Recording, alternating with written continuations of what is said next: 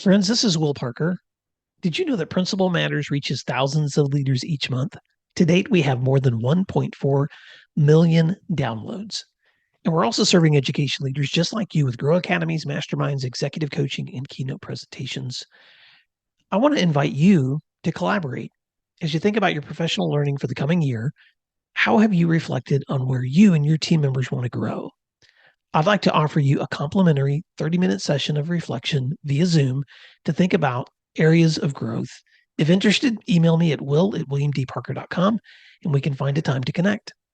Thank you for learning together. Enjoy today's show, and thank you for doing what matters.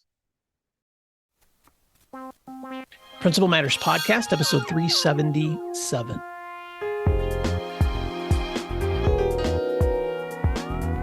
Hi, friends. This is Will Parker, host of Principal Matters, the School Leaders Podcast, where each week we bring you inspiring, innovative, and imaginative ideas for your own school leadership.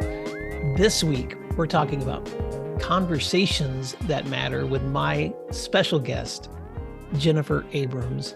Jennifer Abrams is an international educational and communications consultant for public and independent schools, universities, and nonprofits. She trains and coaches teachers and admins and others on new teacher-employee support, having hard conversations, collaborative skills, and being your best adult self at work. In her over 2 decades at Palo Alto Unified School District, Jennifer was a high school English teacher, new teacher coach, a professional development facilitator, and she left Palo Alto in 2012 to start her full-time communications consultant work with schools and organizations across the world. Her publications include Having Hard Conversations, The Multi-Generational Workplace, Communicating, Collaborating, and Creating Community, and Hard Conversations Unpacked, The Who's, The Whens, and The What Ifs, Swimming in the Deep End, 4 Foundational Skills for Leading Successful School Initiatives, and her latest book, Stretching Your Learning Edges, Growing Up at Work. Jennifer Abrams, you're a legend. I'm just going to say it straight up in the education field, and especially when it comes to helping schools navigate hard conversations and improvements with their organizational structures and employee interactions. So welcome to Principal Matters. Oh, thank you so much. I'm you. so happy to be here. I'm so Why happy don't you to be here. fill in the gaps on that intro and tell listeners something else they may be surprised to know about you? I think people might not know that I'm originally from Minnesota. Oh, don't you know? And that's always sort of surprising because people are like, I think you're from the West Coast, or you're from the East Coast, because you're not really West Coast, but you're pretty spiritual, like woo-woo West Coast. But I'm like, originally I'm not from either coast. Huh. I was raised in a suburb of Minneapolis, and so that's sort of I think that still sits in my being, yeah, it's maybe surprising, but I'll have a good cheese curd in Wisconsin, and I like the Minnesota State Fair. So yeah, all of that. Oh, that's great to know. Well, I grew up in Northwest Tennessee, and my dad was in the military. As a military kid, I lived in California, New York, Virginia, Tennessee, and now in Oklahoma. So I've been around, but there's something about those formative years and that they really do shape the core of you in so many ways. I can't get away from my just absolute love for being in nature. I think that's one of the things I took away from that experience. What's a core experience memory that you hold on to from that time in your life, Jennifer? I was raised Jewish. I am Jewish, and I at 13 had a bat mitzvah. And at the time that I had the bat mitzvah, one of your family members, maybe both, speak to you. And there's sort of like a little, I don't know, sort of welcome to being more of an adult. And my father was the one sort of delegated to do that. My mother was very prominent in my life, but my father did all of the talking in that way. And he really instilled in me from that time on to be working on, making the world a better place and a just place. And he passed away about 6-7 years ago, but it's never, I remember that. I mean, you don't have that many memories from different parts of your childhood, or maybe people do. That I remember standing. I can tell you what I was wearing. I can tell you what he was wearing. I can tell you that it stuck with me. And as I've moved through the work I do, that idea of making the world a just place has stuck with me. Wow. So, I know we in a didn't long plan to time. go this direction, but thank you for No. that. And, fathers, my dad passed away this past March, Mm, and we had a close, loving relationship, and he led a full, wonderful life. But there's something that I don't think I anticipated what the departure of a parent would be like. There's almost like a mm, core of you that shifts or that hmm feels like unstable. And so having those memories, Jennifer, I think are so beautiful. hmm And I don't think we can escape how those things influence the trajectory of our own values and commitments. And I hear that in your work. I had the privilege of Thank hearing you. you being interviewed by my friend Danny Bauer in his podcast, Better Leaders, Better Schools, about your book, Stretching the Edges. And every time I hear you Hmm speak, you came to Oklahoma last year and did a women's conference for the Yes. for the Oklahoma associations with COSA. And so thank you for the work that you're doing. But every time I hear you speak or present, or read your books, there's always a thread of those values that come out in hmm terms of helping hmm people. I don't want to use this term too much, but it's just the one in my head, helping people be better versions of themselves, hmm but also helping people recognize how to manage their relationships, because we all say relationships are the most important things in schools, but then we avoid the conversations that we need to have to keep those relationships the most important things in schools. So when you're facing when you're working with schools, and you've done decades of work with classrooms, teachers, schools, leaders, Yes. um, when facing a difficult conversation, why is it so important to first understand the motivation for why a conversation should or should not happen? Mm. Why is it important? Yeah, I really ask myself. I ask people in the books that I'm writing. It's just I write books because they're my workbooks. It's the journey that I need to be on. I ask I just ask myself, like, to what end am I having this conversation? What do I hope that I get out of it? Is this important for students that I have this conversation? Is this something that's academically unsound, physically unsafe, or emotionally damaging for the people in the school? I really want to ground people in the rationale for why we're doing things. And it's because people get really nervous. They are so afraid, like, should I do this? And I don't know if it's my place. And I say, we got to get into necessary trouble. Mm. And that's John Lewis. John Lewis says, get into good trouble, necessary trouble. And for me, I really want people to recognize it's going to be troubling. And the question is, has it become necessary? Well, so I love that quote. We need to get into necessary trouble. Yes. So understanding the because here's the thing I've discovered is that there are some very important conversations that need to happen on a daily basis in schools for Absolutely. people to work together effectively with students or teachers or parents or one another.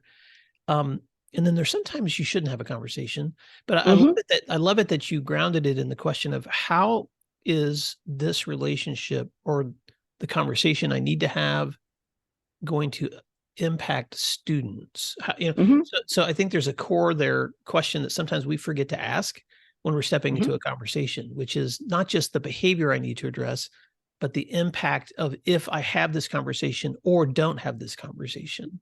hmm Yeah, I mean, to me, that's a question of, if I choose not to have the conversation, is it because of the timing that I'm making a decision to not have it at this time? Is it because I don't have enough evidence, or is it because it's just a pet peeve of mine? Mhm. Is it because I haven't had a clarifying conversation? There are many things that could stop you from having it because you need to back up the truck. And there are also, the timing, and am I not in the right space? Am I going to yell?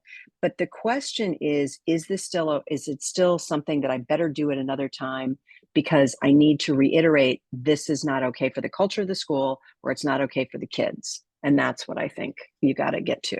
And there's a lot of fears. I don't know. And I'm not sure. And is it mine to have? And I usually think it's probably yours to have. Well, one of It's the probably things yours. One of the many things I appreciated about your book, Having Hard Conversations, was how you broke it down into get clear, craft, and communicate. And so in the lessons you teach on get clear, why is it so important to get to a place of feeling ready and comfortable before you share what needs to be said? Because I think that's the one thing that we don't. We want to jump to, what if they yell at me? We want to jump to, this is wrong, get it over. And if we're going to stay humane and growth producing, and that's really the essence of my piece, we have to get clear. What am I wanting to talk about? Why might they, what do I need them to do next? What could I request of them? And all of that stuff, people say to me, I don't have time to think like that. I don't have time to think, well, very busy people. I just want them to change, or I want them to stop. And I'd be like, no, back up the truck. Do an outcome map. Ask yourself the questions. And then you will be in a very different place to be able to have the conversation, because you will have worked on what your side of the conversation is. Don't worry yet. Well, what if they yell at me? Well, what if they say this? What have you done to set yourself up for success, so that when you finish, whether they yell or not, whether they ask for a union rep or not, whether they don't say anything there or whether they do, you say, I did what was right. That's just totally important. And I've had principals say to me, I'm a very busy person. I don't have time for this. I don't have time to think like what you're asking. And I usually say to them, I totally understand, busy. Tell me how long you've had the problem. And sometimes people will say 8 months, 10 years, whatever, 2 years. And I'll say, give it 15 minutes. And they go, oh, that's actually fair. And I go, yeah, it is. And you'll be in a much better place. I love that. You're reminding me, and I can't reference the person off the top of my head, so I'll have to go back and look for the podcast. But I loved to listen to Hidden Brain, and Shankar Vedantam, who's the host, he was interviewing a psychologist who was talking about addictive behavior, and she was talking to a young woman who had an addictive behavior that she really didn't want to, in the short term, address. She thought she had it under control. So she asked her, well, imagine 10 years from now, do you still want to be in the same patterns that you're in right now? And she's like, no, not 10 years from now. She goes, well, imagine 5 years from now. No. She goes, well, imagine a year from now. She goes, okay, I see where you're going, which is if I don't a year from now want to be in the same pattern of behavior, I might need to address it today. And Correct. So I love that, Jennifer, because what you're asking leaders to do and educators to do is to ask yourself the question, how long do you want to stay in this pattern? Yes. And so that 15 minutes that you don't want to have the conversation, that because you're so busy, may end up saving you the next 5 years of your life of that pain that you're trying to Correct. Trying to avoid. Correct. So let's talk next about how you unpack the importance of focusing conversations, especially in the context of leaders and teachers. Let's just use that as a context. Focusing on the importance of craft, because you talk about making sure that we understand the importance of specific behaviors, thoughts, and suggestions for fixing problems. I think that that's for me the piece that I studied, because I didn't craft well. I just brought the emotion to it. And so for me, the crafting allows me to stay professional. It allows me to be thoughtful about different words that might be what I frame as verbal paper cuts. I don't think most principals are going to yell and scream, but they could use words that irritate and are verbal paper cuts with people. So I have in the books a lot of how would you go through even just a 6-step scaffold to start the conversation? Because if you don't start with a respectful beginning and you just start with, here's the issue, then you've already put somebody in defensive. If you don't shape the issue as something that's already on their plate and is already aligned to standards and is already about what their thing is, then you've already upset them. So every single step, you are really crafting and being very as skillful as you can be about choosing factual things and looking at your adjectives and your adverbs. And I know people go, oh my gosh, this is too overwhelming. But I swear to you, in the work that I do with people, it becomes like rungs on a ladder. People like look to it and go, okay, so now I'm just going to have this sentence and then this sentence. And then I want people to do that because the listener is not going to have a script in front of them. You're not going to hand them the script. Right. And so you have to thread the needle for them. You have to pace in a way that people can hear the next sentence and the next sentence. And so that's really, I guess, where my English teacher ness comes in, where I'm saying, here's the next thing, and here's thus. And so now that you have this data, this is why it's not okay. And so that person's going to want to know. So, okay, so it's not okay. So now what's next? And then the next sentence is, what do you want instead? You know, I mean, it follows a pattern. And I think crafting is super important. And then actually getting somebody to hear what you've said is also super important. Like, you need a thought partner. Where am I missing something? Where did I overdo it? Where did I verbally paper cut? Which words are fuzzy? So for me, crafting is the essence of the workshops that I do on Zoom or in person or when I'm coaching. You know, so it's the important piece, and people feel so much better once they've actually put it out. They're like, this is reasonable. This isn't me having a tirade. This isn't me just throwing out big words with no, boy, this is when I actually go through this is actually a request that is reasonable and thoughtful and humane. Thank you for making me put it out and, you know, on the paper.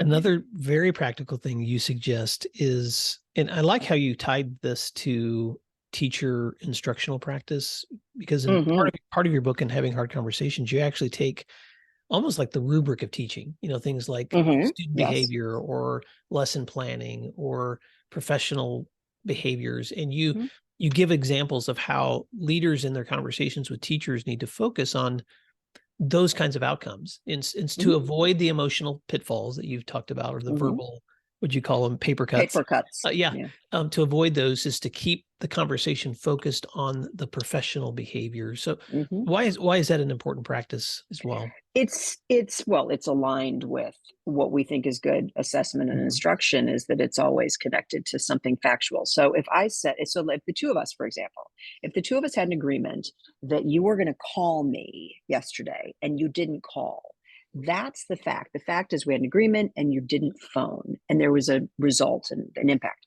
But if I'm really angry at you, or that this is just a part of something, and I start making it really emotional and I go, you deliberately chose to blow me off and you ignored me and you avoided me, and I start using all of these other things which are not the facts, then all of a sudden the person's saying, I didn't do that. My phone died. I didn't. What do you mean ignore? What do you mean blow off? You know, you're so much more angry. And it's really super important to stay factual, to stay connected to standards. And it actually then brings a hard conversation into the realm of, this is what professionals have been asked to do.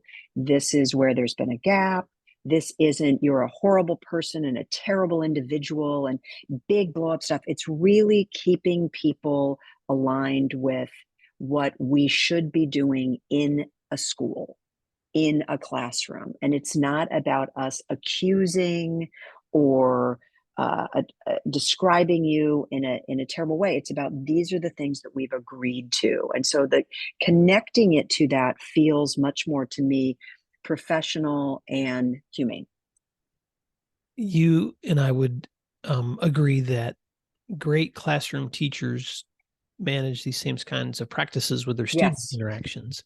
Absolutely. Because you and I have both observed a lot of great teaching, and we know that teachers who avoid blow-ups, and no one ever has perfect classroom experiences, but we minimize the number of conflicts. We accelerate the opportunities for kids to learn when we have stable, predictable outcomes, and when student behavior is managed based on behavior, not emotion, and those kinds of things. We know these things, but why are we so bad at doing it among ourselves as educators?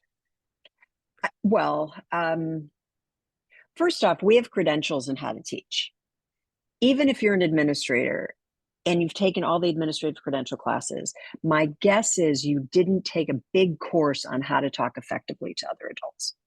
So for me, that skill set is something that we need to shore up, we actually might need to just learn from the beginning. And it hasn't been put on our plate.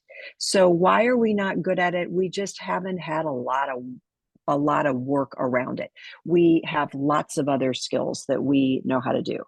That's one thing. The other thing is we assume, and as what we say about the word assume, that we shouldn't have to discuss adult behaviors with another adult because they signed a contract, they're over the age of 18, and they're already supposed to be an adult. And I am growing every day on becoming an adult. And I am 56. I have been working on becoming an adult, and I continue to work on being my best self. That's the last book I wrote, The Stretching Your Learning Edges, Growing Up at Work. I really don't mean diminishing you by saying grow up. I mean, how do we grow up and really develop as the professionals we need to be? And so I think that we have not been in conversations about what it would look like and sound like and the behind the scenes skill set that we need. And we don't know how to suspend our certainty and be open to people's feedback. We don't know how to build our resiliency to manage our discomfort and knowing we might need to stretch. There's so much there that is just so new in schools. Let's take a moment to thank our sponsors, and then we'll be right back. Over 1 million teachers use IXL in their classrooms every day for one reason. They love it. The gold standard teaching and learning solution, IXL provides thousands of instructional resources, actionable analytics, and assessments to increase teacher capacity and effectiveness. IXL takes the guesswork out of lesson planning with ready-made plans. Built-in engagement tools such as customizable competitions make learning fun for students. Dr. Trujillo, superintendent at Tuscan Unified School District, says this about IXL, quote, "For the teacher, IXL opens up the door to be a lot more effective and provide more differentiated instruction to the different subgroups of students in their class," end quote. Empower your teachers with the tools and insights they need to enhance instruction, all in one single, easy-to-use platform. Get started today at IXL.com. Leaders in corporate have studied, we want to get to the C-suite, we want to develop ourselves to be better leaders, all that kind of stuff. In education, we don't do any of this. And that's really where I'm dipping my toe. And I have people who push back all the time. I don't think you can grow another adult. I think it's organic. I think you can't. Let's try by actually saying we all need to grow here and we need to name the skills. I just did this yesterday. My goodness. No, yesterday I was flying. The day before, and the day before that, I was working with people in HR in a school district. And I really wanted, from the secretaries and the admin assistants, from the people that were the managers to the people that were doing, sort of middle leader work, we had to talk about this. And people were like, I've never thought about this. I've never thought about how to be a professional. I certainly gossip and complain when other people aren't, but it never occurred to me to develop myself this way. And so it's really a new place for us to think. You're so right. And I know that there is an aha moment when you move from classroom to building-wide support. Yes. You did a lot of instructional coaching, and I had that same experience my first year as a school administrator, when you suddenly the light bulb goes off, because we did assume that adults know better and behave better, when we suddenly realize they're big versions of kids. Now, that we're all in cognitively different places and developmentally different, et cetera. But this morning I was listening, I'm going to give another podcast plug to Guy Kawasaki, who has a podcast called Remarkable People. And he was interviewing Carol Dweck, who you and I both know from Stanford. And yes. I don't know her personally, but back when I first started blogging, side note, I sent interview questions through email to 4 or 5 just really great authors. And she was so kind to send me back a long response that I was able to share out way back in probably 2013. But Carol Dweck is still teaching growth mindset, and she was Absolutely. explaining to Guy Kawasaki something you just said. And so I want to circle back to your phrase that you like to use called suspending certainty, because she was saying that one of the dangers that we have as adults, because we teach kids growth mindset, but then as adults, we forget that we have to continuously grow too. And so part of that growth is being open to new ideas, being able to recognize there may be something here to learn that I haven't learned before. And I like how when I hear you use those words, I just hear growth mindset all over it. So I want to park there for just a minute, Jennifer. Why is that so important to you, that in our relationships and in our own learning, even in how to have hard conversations, suspending certainty can be an important part of that? First off, I love Carol. I know her personally. I know her husband more because I was very interested in supporting theater, and that's what David Goldman, her husband, does. She lives growth mindset. I just want to give her a plug for that. She's incredibly open, and she doesn't collapse when feedback or data or a new perspective comes to her. It doesn't challenge her being. Education has people in it that are so tied in a good way that we are absolutely inextricably linked to our work. And if you offer us a different perspective, it might feel to us like, was I not doing it right? Are you saying I've been wrong? Are you saying that things have been incorrect? And it causes us physical pain when we need to maybe see that we have a place to stretch, because we just haven't looked at it that way. And I think about people who get a PhD. When people get a PhD, the goal of the dissertation panel is to kind of poke holes. It's kind of to ask people, have you thought about that? It's asking people to think a little bit outside the box. Not everybody in education can do that in a ego. I don't know how to describe. Our ego gets so blown out, and so for people to suspend certainty, we're not saying you're not wonderful. We're not saying you're not coming from the right place. We're not saying that you didn't do what you did when you did for the right reasons. We're asking you to explore another place and then stretch yourself and have a sense that you could grow, even when you're 10 months away from retirement. And I think we just haven't built up our stomach to be able to be open to things. I think it's because we see it as an accusation or I don't know, we've been wrong. And I don't think it's served us in the field.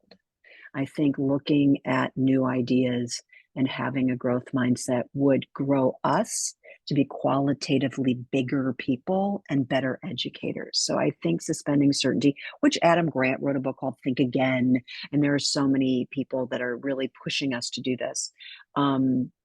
It's not easy, and it's necessary. I mean, that's a hard conversation to have with yourself. Get into necessary trouble. Have somebody poke at your ideas. It's not easy. It's necessary.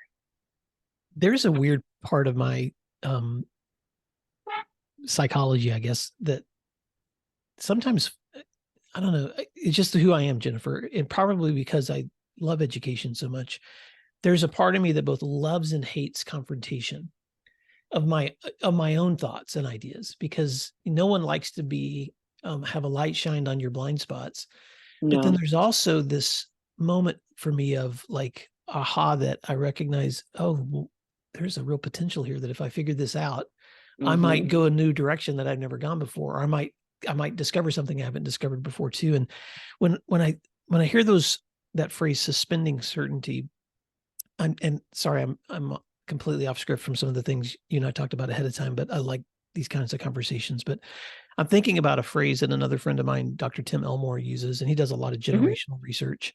And he talks about the importance of educators holding on to both the timeless and the timely at the same time. So being Yes. able to recognize things that last, regardless of generation, time, space, but also recognizing what things are current and trending and may require you to flex. And I was thinking about that in because I can feel a little pushback when someone says suspend your certainty, because I'm like, well, what certainties should I suspend? And so I just want to, Right. if I could have a second, I want to speak to this because this is something that's popping in my head. When I think about timeless truths, there are things that we have held on to traditionally that would be important for us to let go of.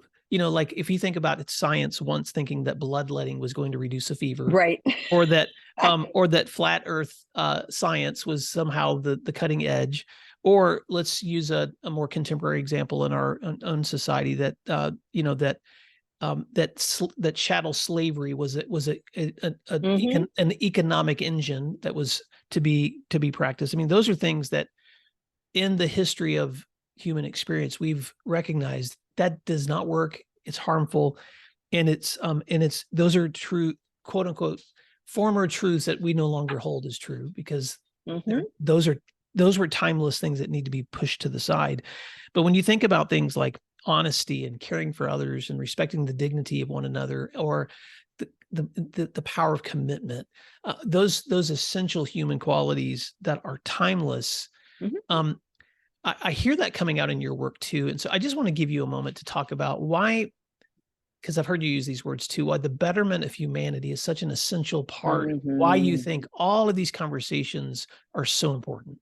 I have so many things to say. First off, Tim Elmore is being cited as a cool resource in my newsletter coming up in September. So his newest book, I just read, because I'm a Gen savvy kind of person, and so I'm gonna push with that.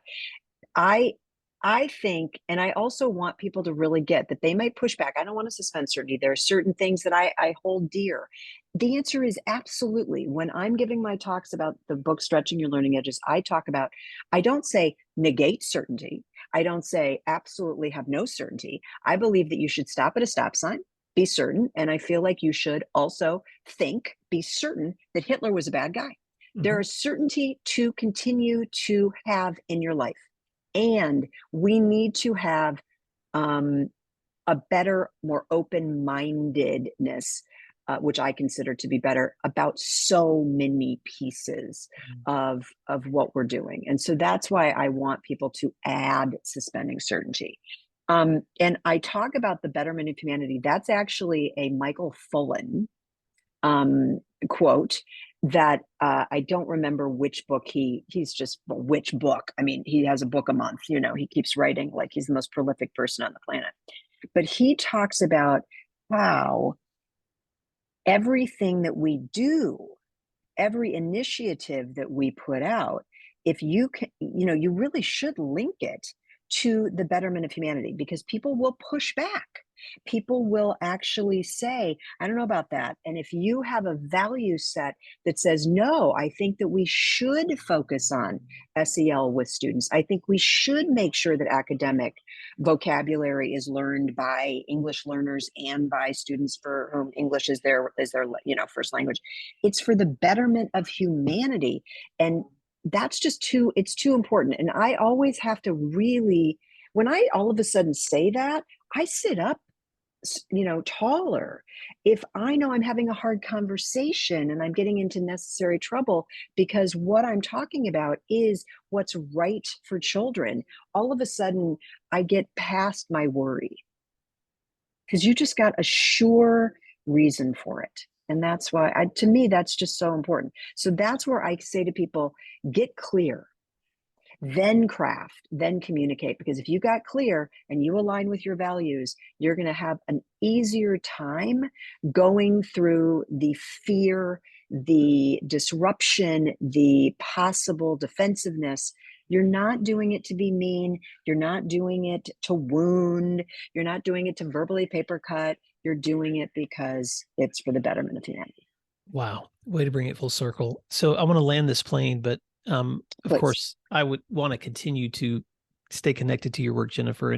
But before we wrap up, I want to give Principal Matters listeners something tangible to hold on to in terms of application, because when you're clear, when you're clear on what you want to say and your motivations and understanding why this is good for kids, when you're able to focus on the crafts of the people with whom you're working with so that you avoid those emotional pitfalls, then communicating, part of the application for communicating that you subscribe to is writing out a script, giving yourself permission to script out some of those narratives before they happen. And I'm going to just tell you, as a former principal and as an active leader with supporting other leaders, when I've read your work, one of the applications that has helped me is writing out ahead of time a script of things that I need to say to someone, and literally getting on the other side of the desk for myself and practicing it, and like getting in both the seats. What are they going to be looking at when they're looking at me? What am I going to be looking at when I'm looking at them? Making myself say in advance the things I've written down so I can hear the words come out.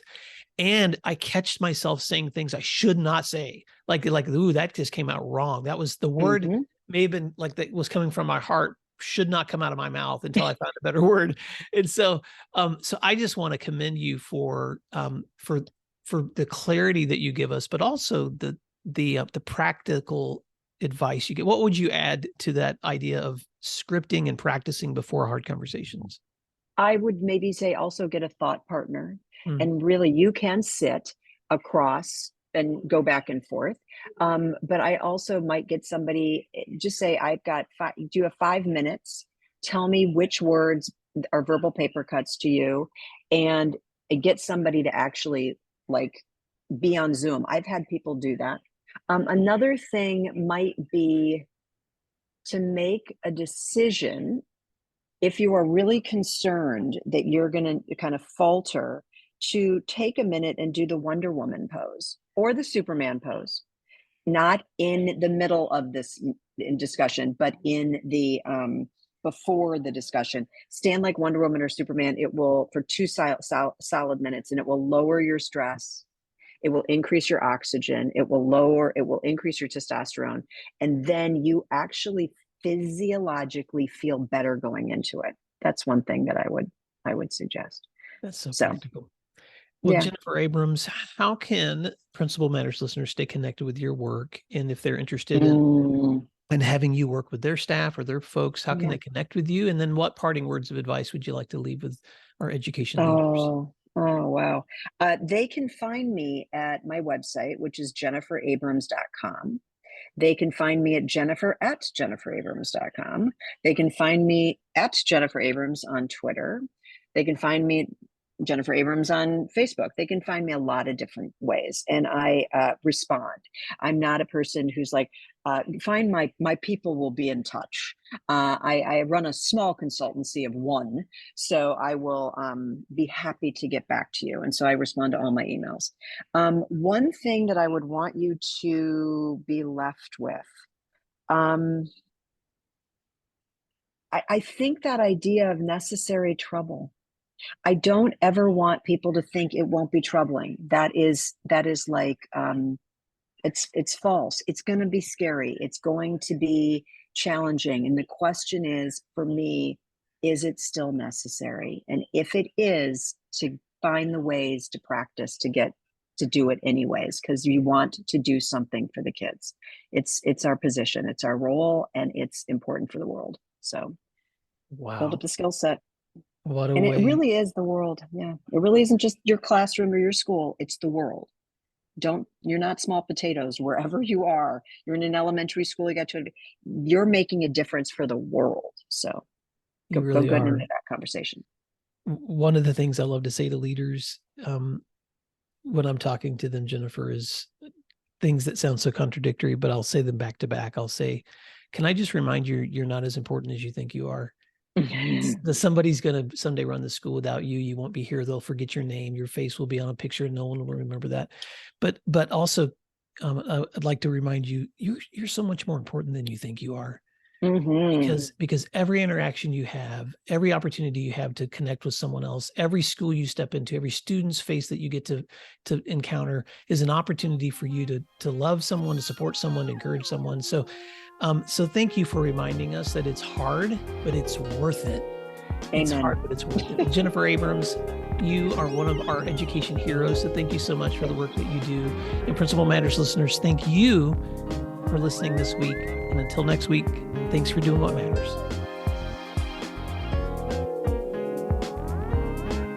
You'll find free resources like this one at williamdparker.com. Subscribe for our free weekly newsletter, which contains bonus material, and also check out the links for Grow Academies, Masterminds, Executive Coaching, and Keynote presentations for my books, as well as for Principal Matters Associates.